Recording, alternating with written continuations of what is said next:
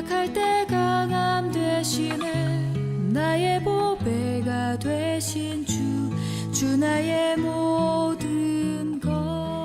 오늘 이 시간에는 성삼위 하나님을 경외하는 교회 세 번째 시간으로 우리의 눈에 관한 것, 눈으로 많은 것들을 보며 우리가 살아가고 있는데 하나님을 경외하는 자들은 어떠한 삶을 살아내는지 눈에 대한 것을 오늘 우리가 함께 배우도록 하겠습니다.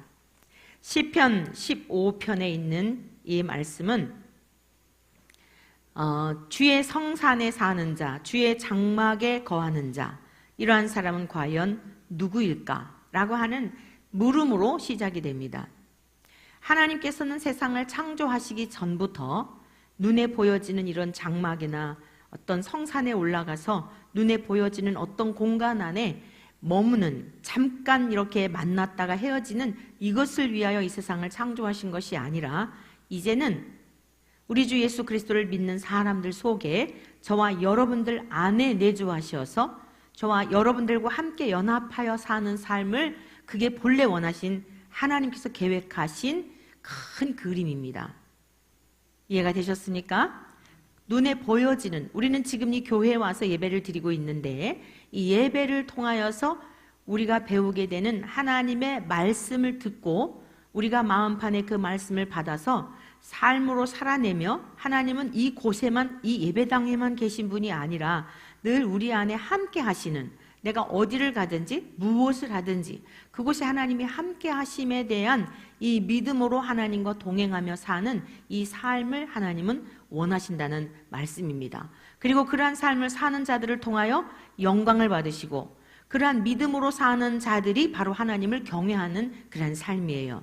그러면 우리가 밖에 세상에 나아가서 살 때에 혼자 사는 게 아니잖아요. 관계 속에서 가정의, 가족 간의 관계, 또 직장에 가면 일터에서 직장 동료들과, 하다못해 우리가 전철을 타거나 버스를 타거나 어디를 가든지 우리는 외딴 섬에 홀로 버려진 존재가 아니라 이 사회적 동물로서 우리 모두는 어디를 가든지 만남 속에 살아가고 있습니다. 그렇기 때문에 우리는 우리의 눈으로 보여지는 것 굉장히 중요하게 여기는 그러한 시대에, 이 시대는 더욱 그러해요. 그래서 눈으로 보여지는 것을 따라서 판단을 하거나 내 나름대로의 이 사람은 이렇구나 저렇구나 이런 어떤 자기 기준을 가지고 우리는 또 관계를 맺고 있습니다.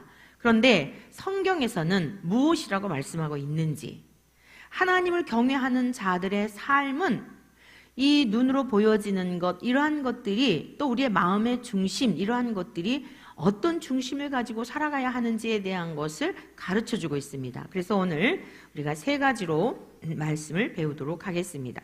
자, 첫 번째, 따라하시기 바랍니다. 진실하지 않은 자를 멀리한다. 따라하세요. 진실하지 않은 자를 멀리한다. 자, 4절의 말씀은 이렇게 시작됩니다. 그의 눈은 망령된 자를 멸시하며 라고 이렇게 기록하고 있어요. 자, 하나님을 중심하여 살아가는 그 사람은 망령된 자를 멸시한다는 거예요. 그럼 이게 망령되다라고 하는 것은 무슨 뜻인가 하면 증오하다, 또 그 어떤 관계 속에서 퇴짜를 놓다, 내어버리다, 싫어하다, 거절하다, 이런 의미를 담고 있어요. 망령된 사람이 누구냐? 싫어하고 거부하고 또 무엇인가 상호 약속하였지만 그런 것들에 대하여서 깨트려버리고, 이러한 의미를 담고 있는 거예요. 이러한 삶을 사는 사람을 멸시한다는 겁니다. 멸시한다라는 것은 무슨 뜻이냐면 경멸하다, 또 싫어하다, 이런 뜻이에요. 여러분, 오해하지 마시기를 바랍니다. 우리 한번 성경을 한 곳을 먼저 보겠어요. 자, 우리 주님께서 친히 가르쳐 주셨던 마태복음 7장으로 가보겠습니다. 마태복음 7장. 이 말씀을 자칫 오해하게 되면 우리는 나 자신을 보지 못하고 다른 사람들에 대하여 비판적이고 냉소적인 이런 태도를 가질 수가 있어요. 그러니까 1차적으로 그의 눈은 망령된 자를 멸시한다는 게 어떤 의미인지 주님이 가르쳐 주신 이 말씀을 좀 봅니다.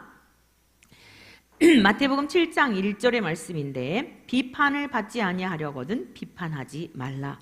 너희가 비판하는 그 비판으로 너희가 비판을 받을 것이요 너희가 헤아리는 그 헤아림으로 너희가 헤아림을 받을 것이니라. 어찌하여 형제의 눈 속에 있는 티는 보고 내 눈 속에 있는 들보는 깨닫지 못하느냐. 자, 사랑하는 성도 여러분, 우리 주님은 뭐라고 말씀하셨어요?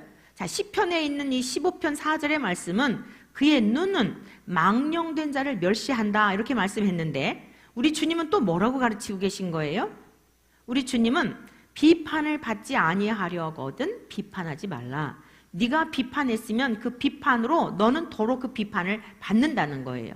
또 너희 눈에 들보가 있는데 형제를 보면서 야, 네 눈 속에 티가 있구나 라고 하면 그 티를 빼려고 하니 이게 이 관계가 어떻게 되겠습니까? 자, 무슨 말씀일까요? 하나님의 성산에 사는 자, 하나님이 내 안에 거주하셔서 하나님, 거룩하신 하나님과 나와 연합이 되어 사는 그 사람들의 삶은 1차적으로 어떤 삶의 태도를 가지고 살아야 되느냐면 내 안에 있는 들보를 빼내는 일에 우선하여야 하는 것입니다. 오늘 이 시대가 얼마나 정죄감이 난무하고 있는지 몰라요. 정의를 세우겠다고 얼마나 많은 사람들이 누구의 잘못 하나만 딱 드러나게 되면 그 사람을 집중하여서 공격을 하고 이러는지 모릅니다. 1차적으로는 어떤 사회적으로 무리를 일으키고 문제가 있는 이런 사람들을 볼 때에도 그리스도인들은 어떤 태도와 어떤 자세를 가져야 하느냐면 내 속에는 저 사람이 지은 저런 죄, 지금 저 사람이 문제를 일으켜서 세상을 소란하게 하고 있는 그러한 허물이 나에게는 없나, 이걸 가장 먼저 보아야 합니다. 또한 내가 저 자리에 있을 때 나는 지금의 내 신앙의 양심으로서 지금까지 내가 길들여져 왔고 훈련하였고 내 나름대로 삶을 살아오면서 지금의 내 형편을 볼 때에 내가 그 자리에 있을 때 나는 저 사람보다 더 나을 수 있겠는가, 이걸 보셔야 돼요. 사랑하는 성도 여러분들이요, 우리는 지금 내 안에 있는 것들은 해결이 되지 않은 채 내 눈은 들보로 나도 보지 못하고, 여러분 들보가 눈을 막고 있으니 뭘 볼 수 있겠습니까? 들보가 내 눈을 가리고 있기 때문에 남을 보는 것은 불가한 거예요. 그러니까 1차적으로는 내 안에 있는 것을 보는 일에 여러분 그것을 씨름하면서, 평생 씨름하면서 하나님 앞에 마음을 겸비하여 깨끗하고 사람들로 하여금 부질없는 것들, 윤리나 도덕적인 것들, 이러한 것들로 인하여서 책잡히고 하나님의 이름이 욕되지 않도록 1차적으로는 하나님과 우리와의 관계 속에서 씨름하여야 할 줄로 믿습니다. 야복강가에서 씨름하였던 야곱 할아버지처럼 하나님을 구하면서 하나님 앞에 1차적으로는 그것을 위해서 힘써야 합니다. 그리하지 아니하면 이 세계는 절대 달라지지 않아요. 우리의 가정도 절대 달라지지 않습니다. 나로부터 시작이 되어야 하는 것입니다. 오늘 주님이 분명히 말씀하셨어요. 보라, 내 눈 속에 들보가 있는데 어찌하여 형제에게 말하기를 나로 내 눈 속에 있는 티를 빼게 하라. 내가 빼줄게. 그럴 수 있냐는 거예요. 사랑하는 성도 여러분, 1차적으로는 저와 여러분들 안에 들보를 빼는 일에 이거 한평생 걸리는 겁니다. 저도 마찬가지요, 여러분도 마찬가지예요. 다 된 게 아닙니다. 우리는 계속적으로 주의 은혜가 아니면 존재할 수 없는 인생들입니다. 하나님이 우리를 긍휼히 여겨주시지 않으면 오늘 이곳에 나와서 예배조차도 드릴 수 없는 인생들이에요. 일주일 동안에도 얼마나 많은 순간순간 어려움의 순간들이 있었는지 몰라요. 여러분의 내적인 갈등과 고민과 힘든 부분도 있었겠지만 우리가 이 거리를 다닐 때에 또 여러분 대중교통을 이용할 때, 운전할 때도 얼마나 많은 순간순간들 하나님이 생명사계로 저와 여러분들을 보호하여 주셨는지 몰라요. 하나님 앞에 오늘 드리는 이 예배가 그리하여 감사의 예배요 감격의 예배가 될 수밖에 없는 것입니다. 이 자리에 있는 것 자체가 은혜입니다. 믿습니까?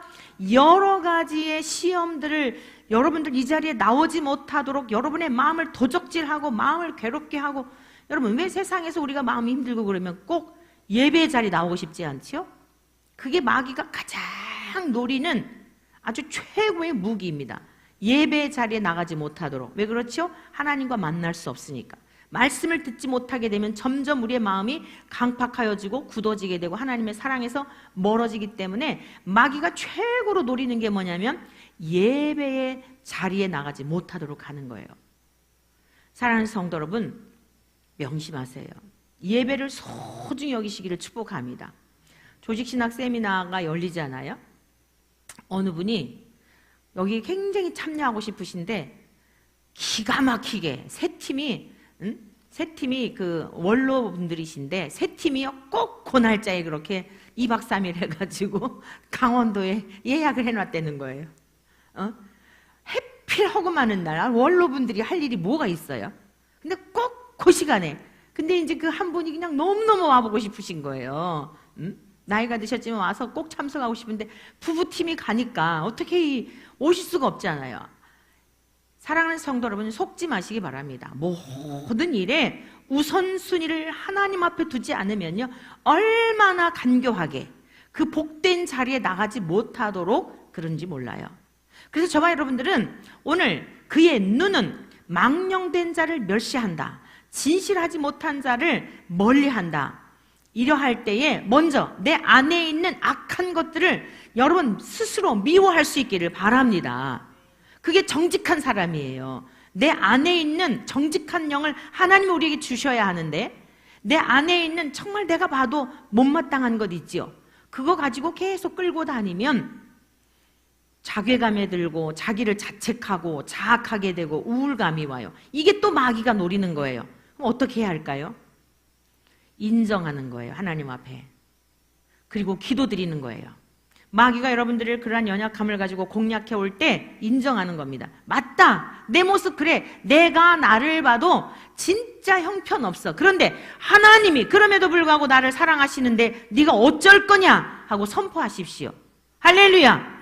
네가 공격하면 공격할수록 나는 하나님 앞에 더 가까이 나아가서 내 안에 있는 더러운 것들, 내 안에 있는 들보를 빼기 위하여 더욱 주님 앞에 부르짖어 기도할 것이다. 그리하면 하나님께서는 우리에게 성령님을 충만하도록 역사해 주십니다.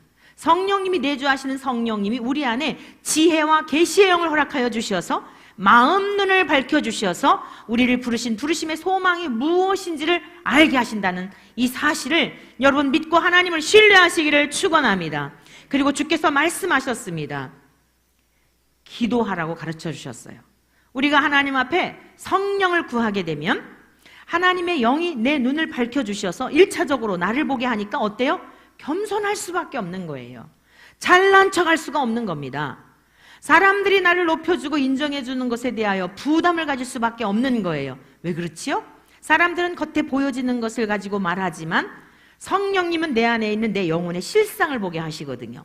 그러니까 드러나는 것, 유명해지는 것, 높아지는 것, 이것이 막 좋아지는 것이 아니라 점점 주님의 십자가의 뒤로 숨어서 주님만 나타내고 주님만 영광 받으시는 것을 기뻐하는 삶을 살게 된다는 것입니다. 그러니까 어떨까요? 진실할 수밖에 없겠죠. 내 안에 진실함이 있으니까 진실하지 못한 사람들이 또한 보여지겠죠. 왜냐하면 1차적으로 경험했잖아요. 나도 저런 사람이었는데. 눈에 보여지는 것 가지고 판단하고 나도 다른 사람들이 볼 때 그게 옳다고 했는데 내 안에도 그런 것들이 있었는데 나중에 지나놓고 보니까 속았던 거 아닙니까? 그러니까요, 사람들 친구할 때도 내가 친구해야 될 사람들을 분별하게 되고 진실한 사람들을 가까이 두게 되고 그 사람들과 교제를 하게 되니까 사람의 숫자의 문제가 있는 게 아니라 천국을 누리는 거예요. 대화가 소통이 되지요. 천상의 삶을 이 땅에서도 경험하는 것입니다. 사랑하는 성도 여러분들이요, 저와 여러분들이 망령된, 우리 안에 있는 망령된 것을 이 시간 우리 주님의 십자가에 올려드려서 진실한 주님의 성품으로 접붙임 받는 은혜가 있기를 축원합니다. 두 번째로는 하나님의 사람들을 귀히 여기게 되어 있어요. 자, 그 다음에 뭐라고 말씀하고 있습니까? 같이 보십니다. 여호와를 두려워하는 자들을 존대하며. 이거는 육적인 눈을 가지고 보기는 사실 쉽지가 않아요. 다 마찬가지예요. 우리들은 외모를 가지고 거지 나사로를 좋게 볼 사람이 어디 있어요? 그렇죠? 주님께서 말씀하셨던 주님의 낙원에 이르게 될 거지 나사로를 누가 그 사람에게 좋게 평가하고 얼마나 무능력한 인생이었으면 저렇게 부자의 밥상에서 떨어지는 그러한 삶을 살았을까? 또는 여러분 욥도 마찬가지죠. 그가 고난을 당할 때 친구들이 와가지고요 얼마나 정죄했는지 아십니까? 야, 너에게 숨겨진 죄가 있으니까 하루아침에 자식들이 다 죽고 너 그 많던 재산이 다 날아가게 되고 네 마누라까지도, 하다못해 네 마누라까지도 너의 이 신앙에 동의하지 못하고 도망갔잖아. 여러분 혈혈단신 욥만 남았잖아요. 그가 얼마나 하나님 중심한 삶을 살았는지 성경이 이렇게 한 대목을 통해 알 수가 있는데요. 자식들이요 부잣집 아닙니까? 여러분 동방에서 욥이 부자였다는 것은 오늘날 우리나라의 최고의 총수 정도의 그 재벌이에요. 보통 부자가 아닙니다.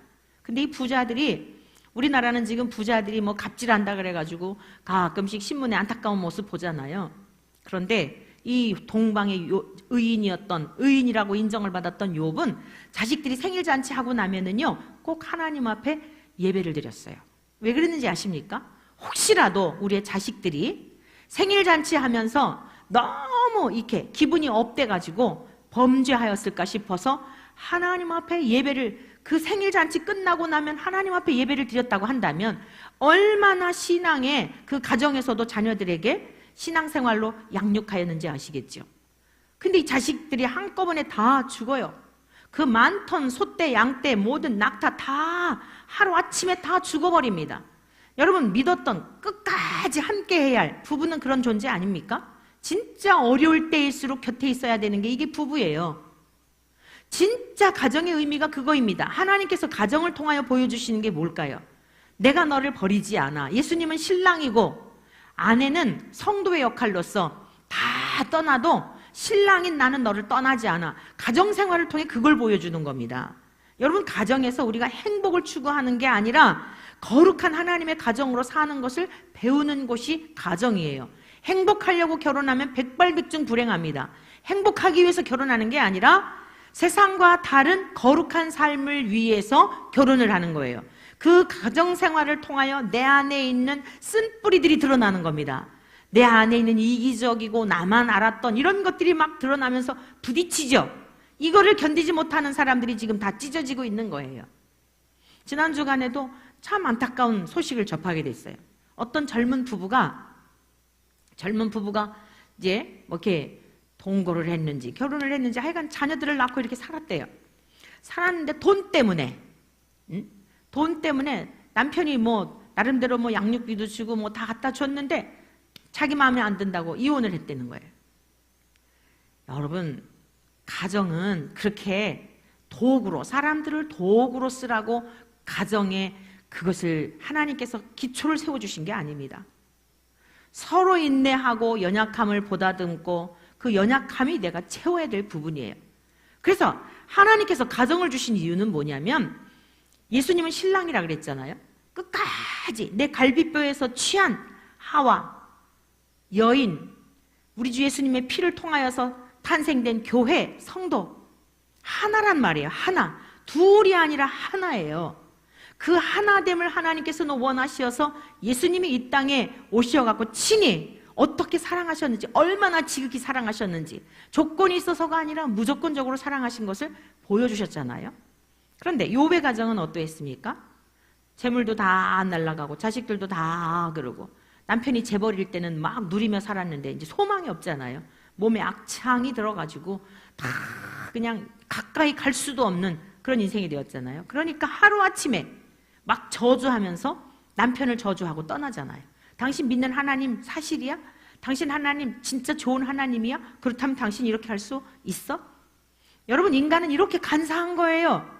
돈이 많았을 때, 재벌이었을 때는 얼마나 옆에서 남편의 것 가지고 누렸겠습니까? 근데 하루아침에 모든 게 환경이 달라지니까 막 옆에서 정죄하고 판단하고 저주하고, 누구까지 저주했냐면 하나님까지 저주했어요. 욥이 어떠한 삶이었습니까? 처절한 삶이었어요. 하루아침에 곤두박질한 삶이었습니다. 부자와 거지 나살은 어떤 사람이었어요? 아주 대조적이었잖아요. 거지. 저와 여러분들은 여호와를 존대하는 자를 귀중히 여길 수 있는 눈을 열어주시기를 축복합니다. 욥의 삶이 어땠습니까? 나중에는 하나님께서 복을 내려주셔서 다 회복해 주시고, 이전에 자녀들이 다 갔지만 다시 또 새로운 자녀들을 주셔서 그의 인생의 노년에, 그 우리 옛날에 동화 같은 거 읽다가 보면 잘 먹고 잘 살았더라 그랬잖아요. 다 회복해 주시고. 사랑하는 성도 여러분, 우리의 눈을 세상적인 가치와 기준을 가지고 함부로 판단하지 마시기를 축복합니다. 저 사람 속에 하나님의 영이 거하시는 하나님의 사람인데, 그 사람을 멸시하는 것은 누구를 멸시하는 거예요? 하나님을 멸시하는 거예요. 그래서 우리는 함부로 말할 수가 없고 함부로 정죄할 수가 없고, 그 사람의 외모를 가지고서나 절대 여러분들 인생 살아가면서 외모로 사람을 판단하지 마십시오. 저 사람은 못생겼네, 저 사람은 키가 작네, 뭐가 어떻, 이거는 하나님을 능멸하는 행위입니다. 왜 그러냐? 그 사람들 모두 독특하게 하나님이 다 기가 막히게 창조하신 거예요. 여러분의 자녀들 누가 잘생겼네, 못생겼네, 어쨌네 그러면 어때요? 어떻습니까? 똑같은 마음입니다. 하나님 마음은 더해요. 사람들 신체에 장애를 입었다든가, 그 사람이 공부를 못했다든가, 절대 이런 것 가지고 내 눈에 기준해 보기에 뭐 어떻다든가, 우리가 과거에 그랬다 할지라도 오늘 주님 앞에 다 고백하고, 뭐라 그랬어요? 여러분 비판을 받지 아니하려거든 비판하지 말라. 그 모든 정죄했던 것들로 인하여 반드시 누구에겐가 여러분들도 그런 상처를 다시 입게 된단 말이에요. 그러한 삶은 지혜가 아닙니다. 과거는 다 하나님께서 죄를 돌이키고 뉘우치고 하나님께로 와서 우리의 죄를 고백하기만 하면 주는 미쁘시고 신실하신 분이라 용서해 주신다고 말씀하셨어요. 하나님은 용서하여 주시기를 기뻐하시는 분인 줄로 믿습니다. 여기서 여호와를 두려워하는 자란 경외하는 자를 말하는 거예요. 욥과 같이 하나님을 경외하여 삶의 중심을 하나님에게 두고 사는 사람, 그러한 사람이 다 거지처럼 사는 그 모습일지라도 하나님이 필요하셔서 허락하신 훈련의 기간인데, 그 훈련의 기간을 가지고 여러분들 가타부타 이렇게 이야기를 함으로 말미암아 범죄하였을 때에 하나님이 여러분들에게 부끄러움과 수치를 당하게 하는 순간을 갖게 하신다는 거예요. 저와 여러분들의 과거는 어떠했다 할지라도, 우리가 어리석고 미련하여서 잘 알지 못하여서 그리하였다 할지라도, 오늘 이 복된 말씀을 듣는 이후로 저와 여러분들은 하나님을 존대하는 자를, 하나님을 경외하는 자를 존중해 줄 줄 아는 이런 복 있는 삶을 살아가시기를 축복합니다. 여기서 존대라고 하는 것은 무슨 뜻인가 하면 존귀하게 여긴다는 뜻이에요. 여러분, 주의 길을 가는 하나님의 귀한 신학도들, 오늘 우리 교회가, 저는 사실 우리 교회에서 이렇게 잔치를 하게 된 게 너무 영광입니다. 여러분이 학교에서도요, 세미나실 빌려가지고 유명한 강사님들 초청해갖고 세미나 합니다 하고 광고하고 포스터 붙이고 학교에다 막 그렇게 해도요, 많이 모여 30명 이상 모이는 거 쉽지 않아요. 우물가에 마실 물 없다 그러죠. 신학생들이 와가지고 열심히 배울 것 같잖아요. 아무리 유명한 사람이 와서 세미나 한다 하더라도요, 30명, 40명 모이는 게 얼마나 힘든데요? 대단한 분 와가지고 해도요, 그렇게 모이질 않아요. 이거 정말 놀라운 일입니다. 교통은 얼마나 불편합니까? 이 지하의 교회. 그럼 개척교회 전도사님들만 오시냐? 구성원들이 너무 정말 신기해요. 대형교회 목사님도 오시고, 중형교회 목사님도 오시고, 신학도들도 오고. 여러분, 얼마나 이 구성원 자체가 너무 신기하다니까요. 하나님께서 우리 이 연약한 변방의 지극히 작은 교회를 통해 단순히 이 학문을 위한 신학의 어떤 것들을 가르치라고 보내시는 것이 아니라, 하나님께서 이 암울한 시대에 하나님의 은혜를 갈망하고 바르게 제대로 잘 믿기를 하나님 앞에 갈급한 심령을 가졌던 자들을 모아주셔서 하나님이 새 역사를 이루실 하나님의 놀라운 계획이 있다고 저는 확신합니다. 얼마나 많은 여러 가지 일들로 도전을 받고 얼마나 많은 일들로 마음을 어렵게 하고 하는 이런 과정들이 지금까지 있었는지 몰라요. 그럼에도 불구하고 하나님이 견인해 주시고 인도해 주시고 이길 힘을 주시고, 내 힘으로 이긴 게 아니라 오늘 이 자리까지 왔는데 일주일이 남았어요. 사랑하는 성도 여러분, 집중하여 기도해 주시기 바랍니다. 악한 원수마귀가 더 이상 공격하지 못하도록. 하나님께서 이 모임을 통하여 세우신 강사 목사님과 또 예배가 있어요. 여는 예배, 마지막 성찬 예배 드릴 거예요. 여는 예배와 마지막 성찬 예배는 제가 이제 담당을 하게 될 건데, 모든 시간마다, 예배 시간마다, 그 순서마다 정말 이곳에 오신 모든 분들이, 야, 천국이 바로 이런 것이겠구나. 또 얼마나 감사해요. 우리 권사님들 다 이제 연세도 적지 않은데 기쁨으로 이렇게 또 정말 힘드시면 제가 다른 방법을 강구해 보겠습니다. 그랬더니 또 이렇게 기쁨으로 다 섬겨주시고 얼마나 감사한지 몰라요. 여러분, 하나님을 잘 믿고 경외하는 자들을 존귀하게 여기는 것은 누구에게 복이 돌아가냐면 여러분들에게로 돌아가는 것입니다. 기쁘고 즐겁고 자원하는 마음으로 우리 주님께 대하듯 섬기는 것. 여러분의 자녀를 어디 외국에 갔는데 누가 잘 살폈다고 한번 생각해 보십시오. 얼마나 고마운지 몰라요. 내 사랑하는 딸이 외국에서 힘들고 외롭고 그런데 누가 엄마처럼 보살폈다는 얘기 들으면 여러분이 가지고 있는 거 그에게 후하게 대접하고 싶지 않겠습니까? 경험해 보셨지요? 여러분의 자녀들이 타지에 있는데 잘 살폈을 때 그를 위하여 축복하게 되고 그를 위하여 기도하게 되고 여러분은 선물이라도 보내주고 싶지 않겠습니까? 하나님의 마음은 어떤 마음이겠습니까? 사람들이 인정해주지 않을지라도 하나님을 존대하고 경외하는 내 사랑하는 아들, 딸들을 잘 섬겨주었을 때에 하나님이 친히 보상해 주신다는 말씀입니다. 이게 영적 원리예요. 오늘 이후로 저와 여러분들은 사람들을 바라볼 때에 외모로도 바라보지 마시고 그들이 가지고 있는 소유로도 평가하지 마시고 그 사람의 가방끈의 길이로도 판단하지 마시고 정말 저가 마음에 신실하게 하나님을 경외하며 하나님을 두려워하며 하나님을 경외하는 자인가, 이러한 눈을 가지고 여러분 우리가 바라보게 될 때에 저와 여러분들 나그네 인생길 살면서 하나님의 기쁨이요, 정말 하나님은 보이지 않지만 경외하는 그 삶의 열매로 하나님은 저와 여러분들을 보며 즐거워하고 기뻐하고 아주 그 기쁨을 견디지 못하여 하실 줄로 믿습니다. 이 은혜가 우리 모두에게 있기를 축복합니다. 여러분, 믿음의 조상 다윗을 그 지난 주간에 우리가 사무엘 상하를 읽었지 않습니까? 여러분은 어떤 감동을 받으셨는지 모르겠어요. 저는 다시 한번 읽으면서 참 그 사람의 그 존귀한 것은 고난의 깊이와 정비례하는구나, 이런 생각을 했어요. 세상의 고난, 다윗처럼 그렇게 고난을 많이 받은 그런 믿음의 선진도 드물어요. 그리고요, 이분 주변에는요 누가 모였는지 아십니까? 주변에 있는 막 재벌들과 군왕들이 그 주변에 있었다고 그렇게 기록하지 않아요. 환난당한 자, 빚진 자, 억울한 자. 아니, 다윗도 지금 쫓기는 신세인데 환난당한 자, 빚진 자, 억울한 자, 이런 사람들이 오면 어떻지요? 내 짐도 지금 사울왕이 자기를 죽이려고 3,000명씩 풀어가지고 추격전을 벌이고 이러는데, 여러분들 남의 그 고통스러운 얘기를 들으면 여러분 마음이 어떻습니까? 기분이 좋습니까? 상대적 만족감을 느낍니까? 아, 저 사람은 저런데 나는 이렇게 살아, 이렇습니까? 상담해 주다가 보면요, 그 사람에게 있는 슬픔이 전가가 돼갖고 얼마나 마음이 무거운지 몰라요. 아픈 사람이 와가지고 막 아파요 이런 얘기 들으면요, 같이 그 아픔이 전가가 돼가지고요, 이게 마음이 같이 동화가 되는 거예요.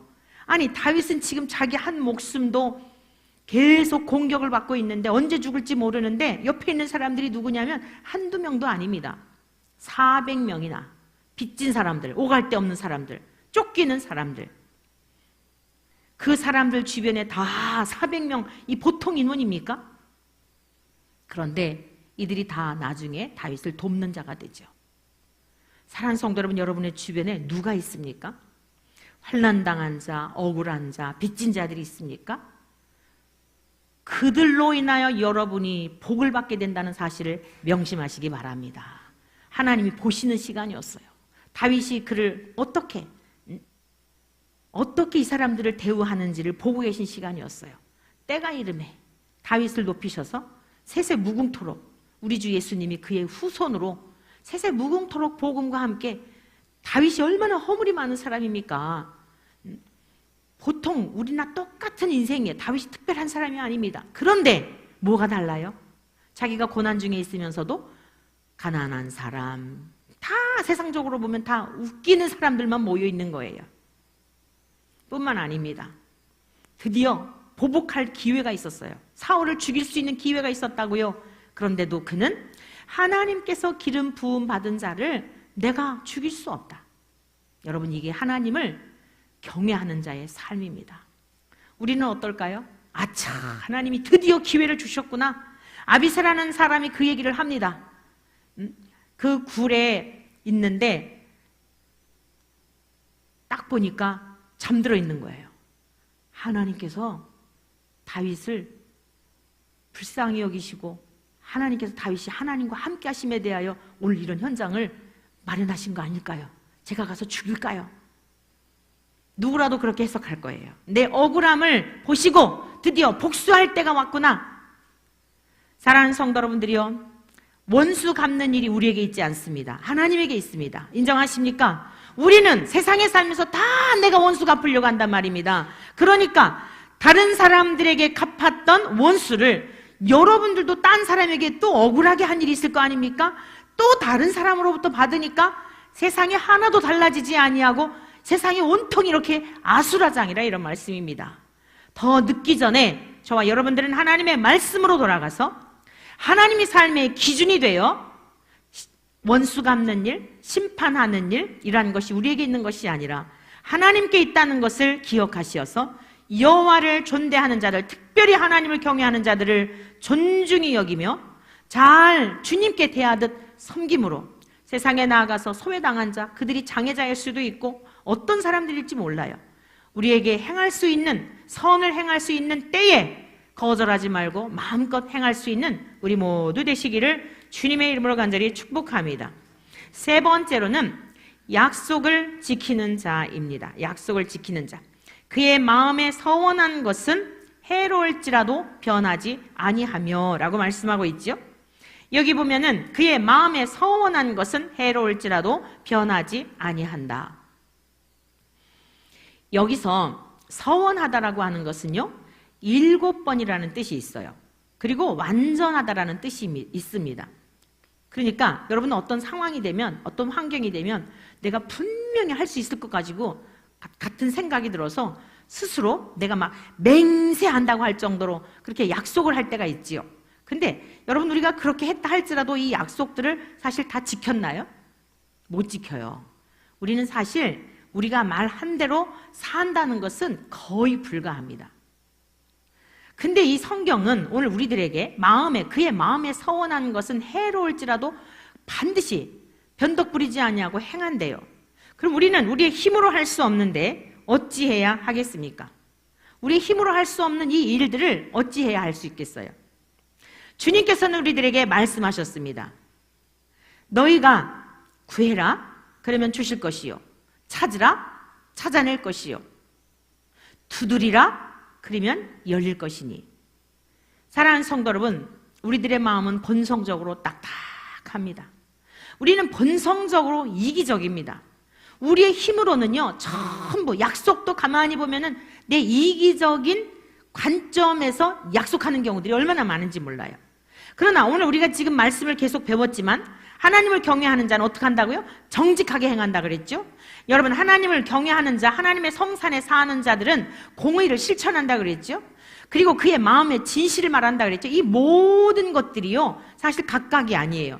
각각이 아니고 하나님의 영이 우리 안에 거하시게 되면 저와 여러분들 모두 다 죄악의 본성 가운데 들보를 가지고 태어나서 내가 보는 것은 전부 내 기준이지만 하나님의 영이, 성령님이 우리 안에 계시게 되면 우리 주님께서 사셨던 것처럼 우리 주님은 어떤 삶을 살았느냐? 그의 눈에 보이는 대로 행하지 아니하며 그의 귀에 들리는 대로 판단하지 않은 삶을 사셨어요. 저와 여러분들은 절대로 오늘의 이 말씀이 내 인간의 힘으로서는 살아낼 수 있는 능력이 없다는 것을 1차적으로는 인정해야 합니다. 그런데 하나님 우리들에게 왜 이 말씀을 주셨을까? 우리의 힘으로 살아낼 수 없으나 하나님께서 하시겠다는 거예요. 주의 성령님을 구하고 주의 성령님이 내 안에 계심으로 말미암아 내 마음의 눈을 여시고 지혜와 계시의 영을 열어주실 때에 사람의 보는 것들, 가치나 판단이나 이런 것들이 내 기준에서 하나님의 기준으로 보게 되니까 어떤 삶의 열매를 맺게 되느냐? 내가 약속한 것에 대해서도 함부로 말하기가 함부로 말하는 이러한 것들도 조심하게 되고 내가 말했던 것들에 대하여 책임을 질 수 있는 이런 진실한 사람으로 점점 달라져 간다는 것입니다. 근데 그렇게 변화시키는 분이 누구라고요? 누가 변화시켜 주셔요? 성령 하나님이. 사랑하는 성도 여러분들이요, 저와 여러분들은 오늘 우리 교회에서 굉장히 이렇게 정 목사님 많은 수고를 하고 계신데 다 데이터를 넣어가지고 여러분들에게 매주마다 성적표를 지금 매기고 계신 거예요. 꾸준히 해보세요. 놀라운 발전이 있을 겁니다. 순종해보세요. 하나님이 구하시는 것은 상한 마음이요 순종이에요. 성경 읽어라 그러면 읽으시고 어린아이 같지만 해보세요. 그러는 중에 주님을 만나게 될 줄로 믿습니다. 기도해봐라 그럼 기도해보세요. 그러니 우리가 순종하지 아니할 때에는 절대로 순종하지 아니할 때는 역사가 일어나지 않습니다. 성령님이 우리 안에서 충만하게 역사하실 수가 없어요. 말씀을 읽는 일, 기도하는 일, 여러분 우리가 이 모든 일들로 인하여 거룩하게 되고 주님이 내 안에 계시는 이러한 삶을 살아낼 수 있는 능력을 얻게 되는 것입니다. 그리하여서 우리가 약속하였던 것, 하나님 앞에 약속하였던 것, 이웃과의 관계에 있어서 이러한 일들도 점점 한꺼번에 100은 다 아니었지만 점점 우리들의 삶이 변화가 나타나게 된다는 사실이에요. 한꺼번에 확 달라지는 걸 요구하지요. 한꺼번에 확 달라질 인생이 없단 말씀입니다. 여러분 한번 돌아보세요. 지난날의 삶을 돌아보세요. 그런데 내가 한 해, 두 해 달아가면서 세월이 더해가면서 많이 내가 보아도 달라졌구나. 판단하는 기준, 모든 것들이 달라졌구나. 이러한 것들을 여러분 아시게 될 겁니다. 사랑하는 성도 여러분들이요, 오늘 주님께서 저와 여러분들에게 간절히 원하시는 것 다른 거 아닙니다. 주님이 우리 안에 계시어서 우리가 주님의 것으로 살아가는 이 삶을 원하시는 거예요. 우리 주님이 사셨던 것처럼 저와 여러분들도 그 삶을 살 수 있도록 주님은 우리에게 성령을 보내주셨기 때문에 능히 가능하다는 말씀입니다. 그러므로 오늘 주님의 복되신 말씀을 잘 기억하셔서 진실하게 행하고 또 우리 자신이 먼저 진실하게 행하고 하나님을 경외하는 자들을 존귀히 여기며 우리 주변에 있는 사람들 줄일 때에 목마를 때에 그들이 고통당할 때에 외면하는 자들이 아니라 저 속에 주님이 계시지 내가 물 한 그릇을 대접할지라도 주님께 대접하는 그 마음으로 행할 때에 주님은 그 상을 하나도 잃지 않겠다고 약속하셨습니다. 이제 저와 여러분들이 세상 가운데 나가 사는 동안 하나님의 그 영이 우리 안에 거주하시는 성산에 사는 자답게 하나님의 장막, 이제 하나님 우리를 거처 삼으시고 우리 안에 거하시는 이러한 하나님의 백성들답게 선한 열매를 내어드리며 살아가는 우리 모두 되시기를 주님의 이름으로 간절히 축원합니다. 약할 때 강함 되시는 나의 보배가 되신 주 나의 모든 것 주 안에 있는